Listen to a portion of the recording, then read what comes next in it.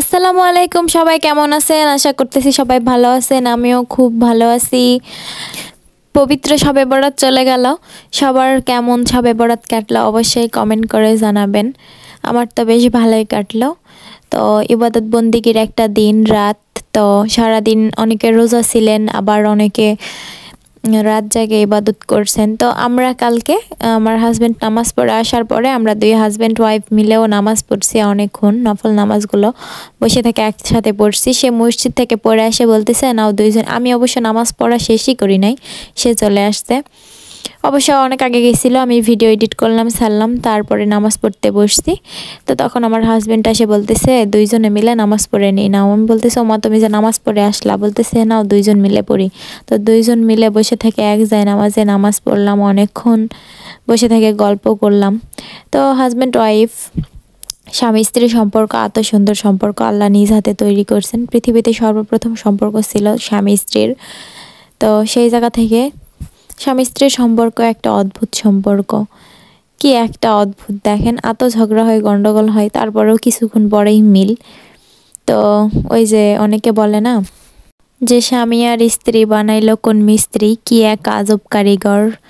তো ঠিকই তাই, কথাটার মানে ছোটবেলা থেকে শুনি তো অত বুঝি নাই, বাট সংসার করতে লাগে অনেক কিছু বুঝতেছি।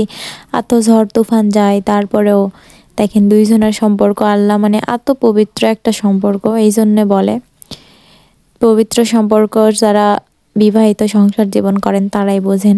তো আজকে সন্ধ্যার সময় আমার হাজব্যান্ড বাসায় এসেই বলতেছে যে আজকে তুমি হচ্ছে চিকেন ফ্রাই করবা, ফ্রাইড রাইস করবা, আর হচ্ছে চিলি চিকেন করবা।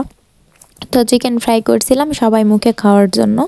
তো এই জায়গাতে ভাজে ভুজে খায় নেওয়া কমপ্লিট সবার। আর হচ্ছে এখানে আমি পোলাওয়ের চাল নিচ্ছি, হাফ কোটার একটু বেশি হবে, এক কোটার একটু কম পোলাওয়ের চাল, সাথে গাজর কুচাই দিছি, মটরশুঁটি দিছি, দিয়ে ফ্রাইড রাইস করব আধা সিদ্ধ করে নিয়ে। আর এখানে আমার বিড়ালের খাবার কমপ্লিট হয়ে গেছে। আর এই যে এটা সিদ্ধ করতে দিছি, হাফ বয়েল বলতে অর্ধেক সিদ্ধ হয়ে গেলে উঠাই নিয়ে পানি দিয়ে ঝরাই নিয়ে ইয়ে করে নিই, ভাজে নিই। আর এখানে যে দুটা ডিম ভাঙিয়ে দিছি, দুটা ডিম, আর সাথে পেঁয়াজ দিছি, কাঁচামরিচ, ক্যাপসিকাম ছিল না, থাকলে দিতাম বাসায়।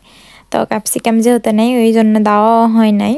তো জাস্ট প্রাথমিকভাবে যে কয়টা ছিল সে কয়টা দিয়ে খাওয়া হয়েছে। এখানে মশলা দিয়েছিলাম। আর এই জায়গাতে মুরগির হচ্ছে রান্না করে নেব, চিলি চিকেন টাইপের ঝাল ঝাল করে করছি।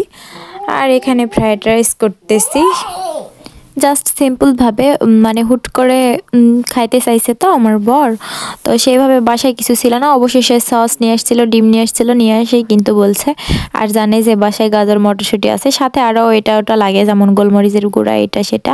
তো সবই দিয়েছিলাম অল্প অল্প পরিমাণে, সবগুলো স্কিপ করে গেছি, অত আর দেখাই নাই কারণ রাতের বেলা রান্না তো অনেক ঝটপট করে করতেছিলাম। আর এখানে চিলি সস, এটা টমেটো সস না, চিলি সস দিয়ে দিছি। আর সসটা প্রচণ্ড পরিমাণে ঝাল ছিল। তো আল্লাহ দিলে ফ্রাইড রাইস করছি, এত পরিমাণ টেস্ট হয়েছে রাতের বেলা, ওইটা দিয়ে আমরা খাই নিছি। অবশ্য রাতের জন্যই করছিলাম জাস্ট। আর এখানে সস টস দিয়ে ডিম ভালো করে ভেজে নিচ্ছে। আর এই যে এটাই পানি দিয়ে ধুয়ে ডালাই হচ্ছে পানি ঝরাতে রেখে দিছিলাম পোলাওয়ের চাল। আর এই যে গাজরটা দেওয়া ছিল, এটা এখন তেলে ভালো করে ভেজে নিব। তো এটা শবে বরাতের আগের দিন রাতের ব্লগ, এটা আপনাদের সাথে শেয়ার করার কথা ছিল কালকে, যেহেতু আমি একটা ব্লগ এক্সট্রা করে রাখি, বাট কালকে শবে বরাত ছিল, সেই জন্য শবে বরাতের ব্লগই দিই। আমি যদি এখন শবে বরাত কালকে গেছে, আজকে যদি শবে বরাতের ব্লগ দিই তাহলে কি কেউ দেখবে? তো সেই জন্য আর কি হিসাবে আমার আরও আগে দেওয়ার কথা, বাট আমার দিতে দিতে রাতের 10টা পার হয়ে গেছে, এটাই ভুল। তো এখন থেকে নিয়ম মতো রাইট 5টার দিকে বা 4টার দিকে ব্লগ এত পরিমাণে আমি নিয়ম মতো দিতে চাই, বাট আমার হয় না এরকম একটা মানে থেকে রাগও ওঠে যে নিয়মিত ব্লগ দিই ঠিক, বাট টাইমটা মেনটেন করতে পারি না। টাইম মেনটেন না করলে তো সমস্যা। এইসব ভাবে আবার ভয়ও লাগে থাকে যে এত কষ্ট করে ভিডিও করতেছি, পরে যাই যদি দেখি কিছুই হচ্ছে না তাহলে কেমনটা লাগবে বলেন। তো অনেক ট্রাই করতেছি, আমার চ্যানেল খুলে জাস্ট 1 মাস হয়েছে।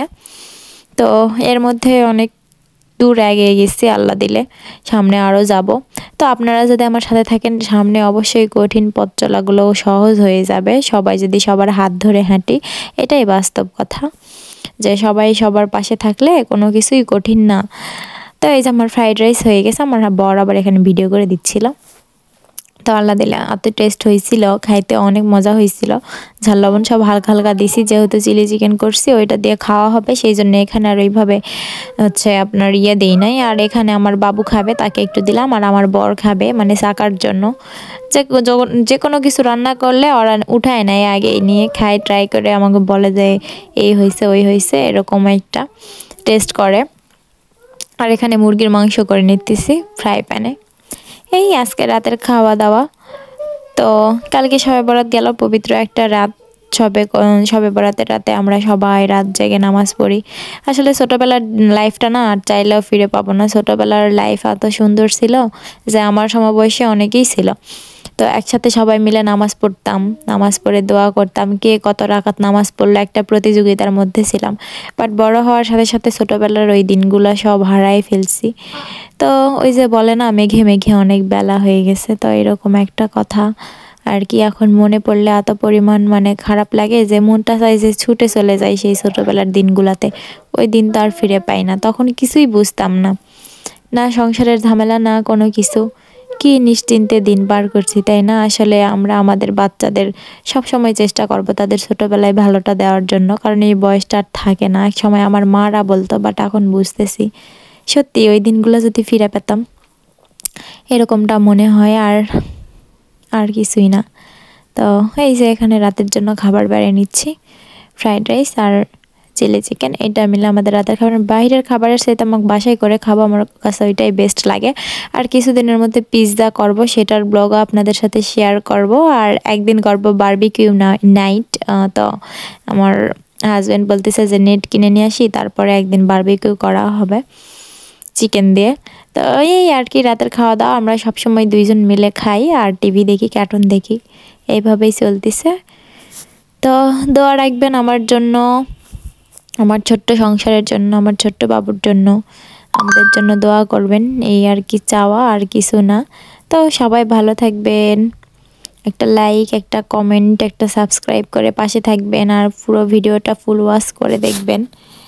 এই তো আপনাদের ছোট বোন হিসাবে দেখবেন, ছোট বোনই তো হই, তাই না? আমি তো সবার ছোটই। তো সবাই ভালো থাকবেন, আল্লাহ হাফেজ।